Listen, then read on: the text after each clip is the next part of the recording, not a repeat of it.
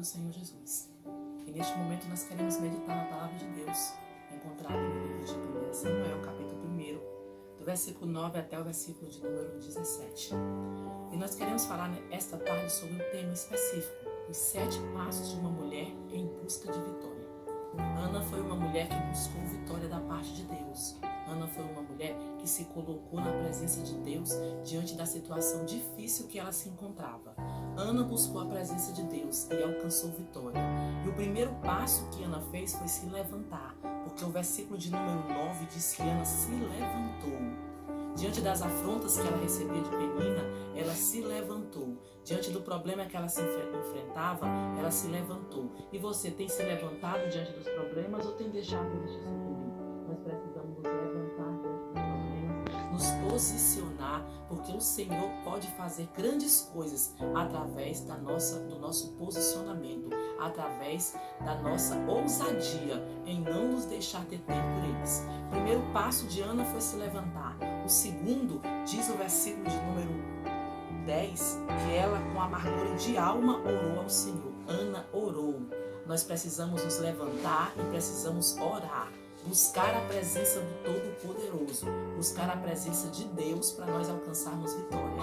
O terceiro passo de Ana foi perseverar. A Bíblia diz que ela orou e chorou abundantemente na presença do Todo-Poderoso e perseverou em buscar a presença de Deus, porque tem gente que ora a primeira vez e acha que pronto, não precisa mais, ou que Deus não respondeu e não vai atender. Ei, amado, persevera na presença do Todo-Poderoso. Tem que orar e perseverar. Mas ela não fez apenas isso, ela também chorou na presença do Todo-Poderoso, abriu a sua alma, o seu coração, e ela fez um voto ao Senhor. Ana votou. Tem muita gente que não sabe mais o que é um voto. É fazer um propósito diante de Deus, é guardar um segredo diante de Deus. O que eu acho interessante é que ela votou e aquele voto ela deixou guardado no seu coração. É o outro passo, guarde seu secreto com Deus. Existem coisas que nós não podemos contar, nós só podemos contar para Deus.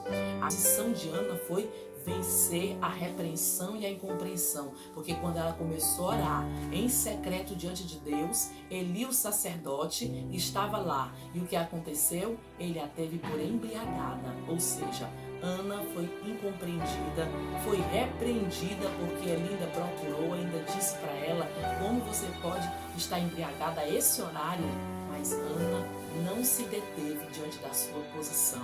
A palavra de Deus nos diz, nos versículos 15 e 16, que ela se explicou para o sacerdote Eli. Ela reconheceu as suas limitações, os seus temores. Ela disse para Eli: não, Senhor meu, eu não tomei bebida forte, mas eu tenho derramado a minha alma perante o Senhor. Ou seja, ela reconheceu as suas limitações, ela colocou diante dele as dores que ela sentia, mas não contou o segredo pelo qual ela estava orando. E o que aconteceu diante desses passos é que depois que ela derramou a sua alma perante o Todo-Poderoso, a palavra de Deus diz que ela recebeu, no versículo 17, ela recebeu uma palavra profética, que foi a palavra que Eli passou a ela e disse: vai em paz, que o Deus de Israel conceda a tua petição. Ou seja, quando nós nos colocamos na presença de Deus, quando nós nos levantamos, quando nós fazemos propósito com Deus, quando nós oramos, choramos na presença do Todo-Poderoso, perseveramos e guardamos o nosso secreto com Deus, vencendo as repreensões e as incompreensões e reconhecendo as nossas limitações e temores, nós recebemos a palavra profética. E depois da palavra profética, aí a bênção chega, aí se cumpre, porque o Senhor deu graça a Ana e ela alcançou Samuel, que foi um grande profeta na presença do Todo-Poderoso. Fica com essa palavra, que Deus me abençoe a tua vida e até a próxima no nosso Crescendo em Graça e Conhecimento.